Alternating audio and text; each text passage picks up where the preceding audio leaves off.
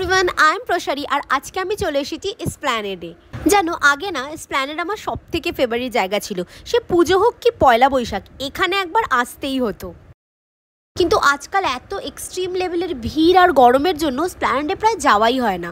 তাও সেদিন হাতে একটু সময় নিয়ে ভাবলাম যে ঘুরেই আসি, কারণ এসপ্ল্যানেডে কিন্তু ভালো করে খুঁজতে পারলে অনেক ট্রেন্ডিং কালেকশন পেয়ে যাবে। দাদা এটা কত? 250।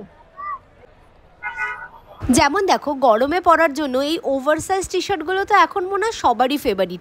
এই টি শার্টগুলো এখানে পেয়ে গেলাম। সোল স্টোরের টি শার্ট এখানে এসপ্ল্যানেডে কত করে? অনলি 200। কয়েকটা দেখাও।